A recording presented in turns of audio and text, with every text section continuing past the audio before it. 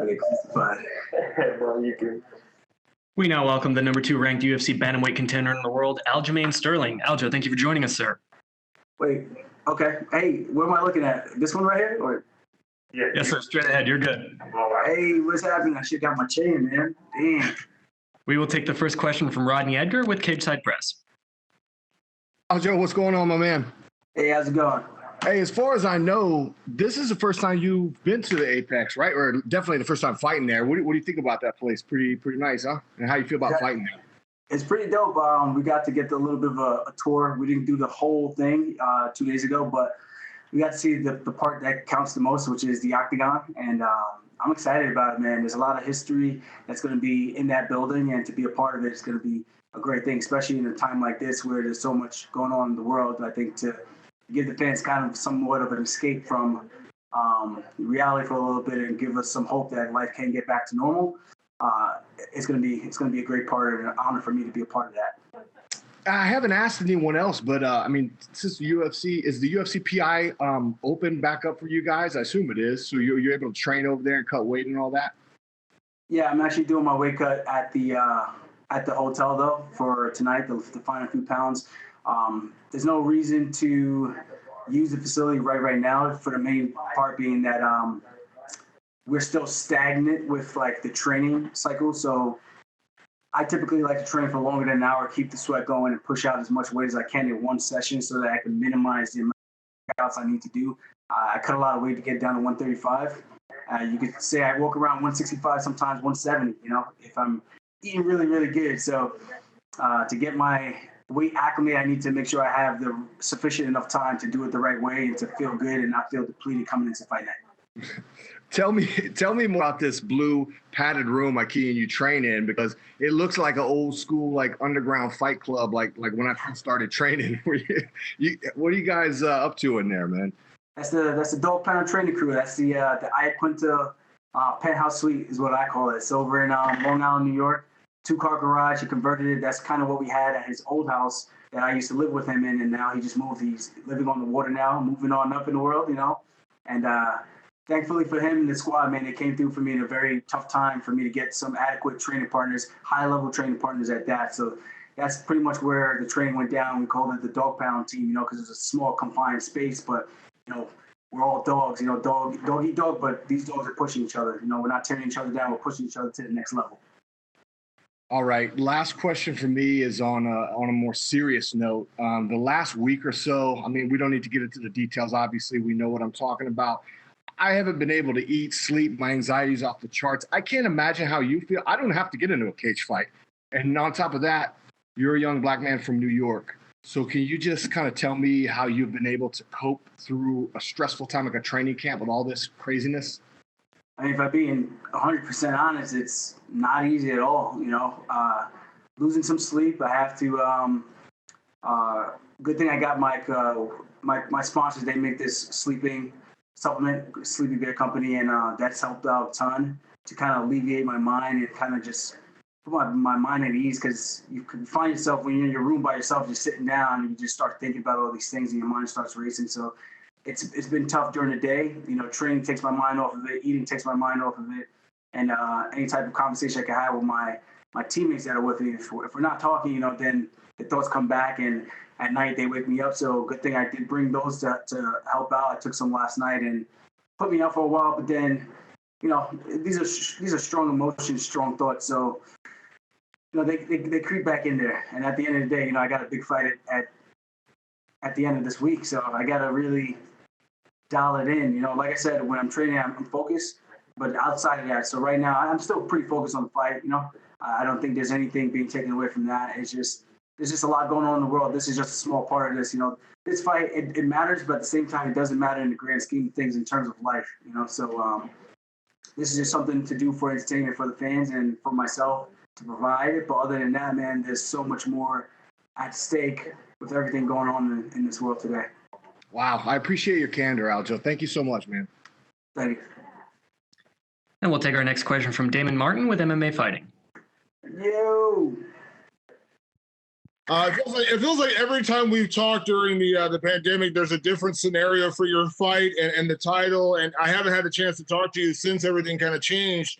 What is, going into this fight with Corey, a lot of people, myself included, thought maybe this would be the title fight. Didn't go that way. Now we know it's going to be Aldo and Jan. Can you kind of give me your thoughts on the lay of the land now that we know how it's kind of played out?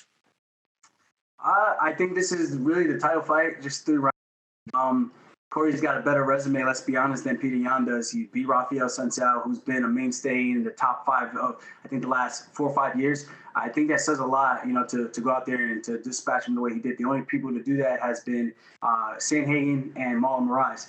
So he beat John Lineker, another tough dude, tough fight, close fight, split decision.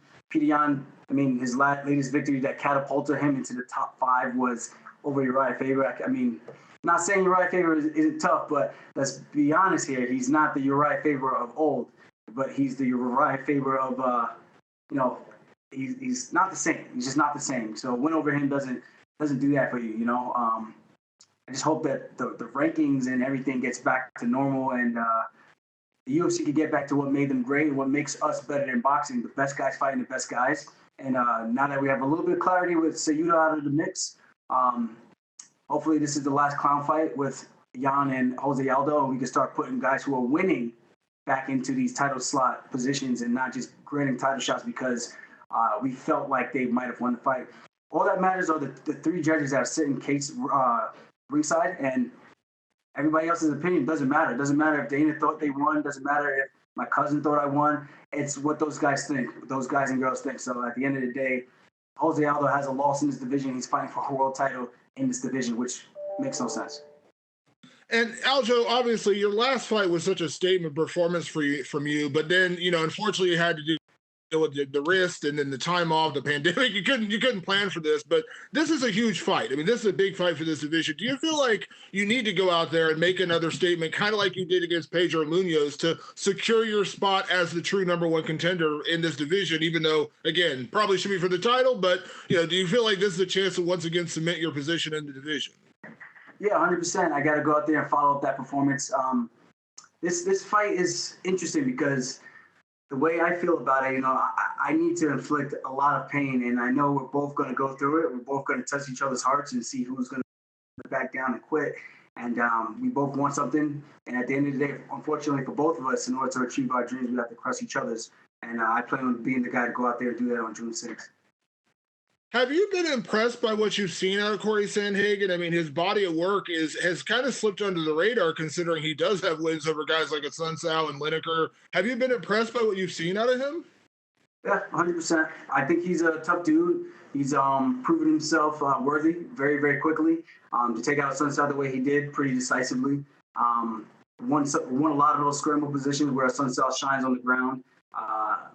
Lineker, he went toe-to-toe with him, pretty much stood in front of him the whole time, and ate some of his biggest shots. And although he got really, really hurt at the end of that 3rd round, he showed some grit, he showed some toughness. And, the other fights, some of them were a little weird. The Mario Batista fight, short notice fight, and the Yuri Alcantara fight, he got steamrolled in the first minute and then came back from a dislocated arm. So, yeah, he's a tough dude. He showed a lot of wrinkles to his game and some stuff about his character and his mental. So that's what I'm excited about. I want to see who's a tougher, more mentally strong guy out there, and I think that's going to be me. I've been through way too much, man. This is going to be my 14th fights in the UFC. This is going to be his 6th. I just think I got the experience on my side. I might be too much too soon for him. And last question, Aljo, kind of playing up on the question earlier from Rodney, with the atmosphere we're living in right now, I know you've been a guy who's never been afraid to speak your mind on any number of subjects. And I saw your interview yesterday with Aaron Bronstetter, really good stuff there. Do you feel like it's important for people in your position to take to this platform and be able to speak about, the atmosphere we're living in with the protests? And we can't ignore what we're seeing all around us. And obviously the UFC this weekend is a phenomenal distraction, kind of gets us back into a normal, sense of normalcy, but we can't ignore what's going on in the world right now. Yeah, I agree 100%. It's a little bit of a shame when I see some fans saying, can you do me a favor and not ask questions to the fighters or the athletes about political stuff because we don't care about their opinions. We don't want to hear that. This is not that platform. If we want to hear that, we would turn to CNN or Fox or ABC, whatever the case may be. I do think it's very, very important. It's something significant that we should take upon ourselves to use the platform to inspire, motivate, and to just to preach being a good person, man. I think that's really what it comes down to. You don't got to get into I'm a leftist or rightist. I'm a Democratic or Republican. You don't have to get into that nitty gritty type of details with everything. But at the same time, I think to show that you do have a stance is very, very important, and to preach the good word of just being a good human being, just being a humanitarian, man. I look out for you the same way you look out for your brother, your mother, the same thing. You know, that's kind of the way I was raised and kind of how I view and look at life. And it's unfortunate that a lot of people are sitting quiet about it. And again, you don't have to be that guy. I understand, like, you look back at like a Michael Jordan, his history, he got a lot of heat because he was one of those people who never used his platform to speak up for the minority community. People kind of do a lot of dirt on his name for that. But in my opinion, that's solely up to you. He had a huge platform. Would it have been beneficial if he had done that? Yes, 100%. You know, just because of his reach and his influence, I think that could have made very, very pivotal waves. Maybe things don't change. Maybe things do change. We would never know because we never had the opportunity where he actually did that. But where I sit, man, you know, I grew up in a neighborhood like that. I've had negative experiences with cops. I've had positive experiences with cops. I got friends that are cops today. I'm an FDNY hopeful. So I understand the camaraderie between cops where they always look out for one another. I do think there's just a lot of things that need to be said. It's like an onion. There's so many layers that need to be peeled back in order to rightfully get to the core of this. And it stems back from 500 years ago with slavery, just from time and time again, man. It's been passed down. And this is a great country. I love this country. Unfortunately, I was born and raised here with my Jamaican roots intact, and it has a lot to offer. There are some things that can always be better. You go to other countries, and there's a lot of things that we would not be fortunate and blessed with to have. But in this position where we are today, things could definitely use a lot of room for improvement. And I think we have to just peel back the layers and have a conversation. And they're tough conversations that not a lot of people are going to be empathetic and understand one another's. And that's the situation that we're having. There's a lot of friction because we are unable to pull ourselves back and look at the bigger picture and see each other's point of view from a different perspective, different lens, wearing their shoes for a day and see what it's like to be a black man. You would never know what that's like unless you are in this body, you know? So I think it's a little unfair when people always try to downplay what certain people are preaching. And not every protester is right.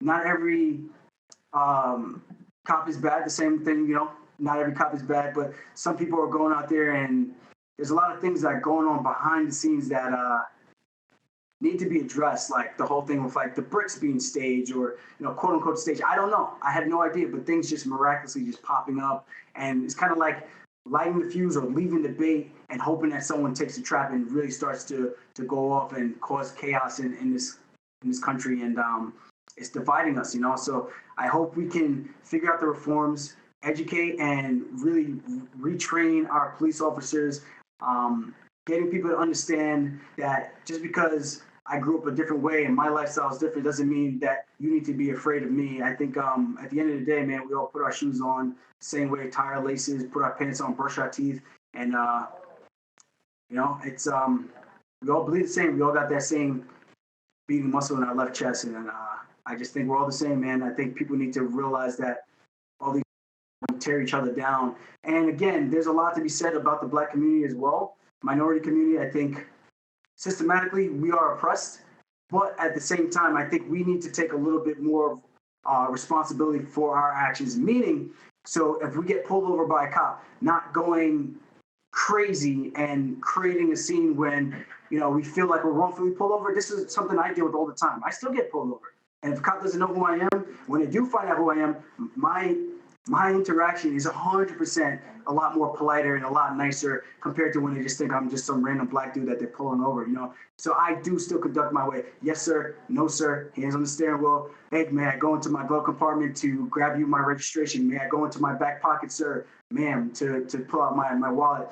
Yeah, we might not feel like we have to do that because you feel like, oh, we're violating our rights because you wrongfully pulled me over. But I think if we take a little bit of responsibility for how we respond we can diffuse the situation before it gets to that edge and that negative level, that point of no return where someone is taking another man's life because they have a badge on and they feel powerful enough that they can just sit on another man's neck or put him in a chokehold for X amount of minutes and take someone's life, you know. So that's where I said, man, I've had this tough conversation. I have a family of 20 siblings, you know, so I was just on the phone this morning with my sisters letting them know, like, yo, we gotta figure out ways to do better. You know, we weren't raised like this.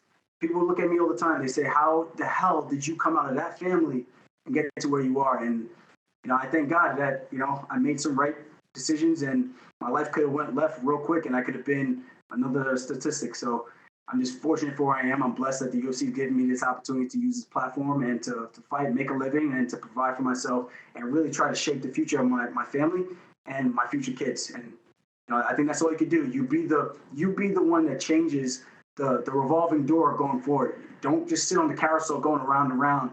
You got to do something different to break the cycle. Thank you, Aljo. I really appreciate it. Thank you.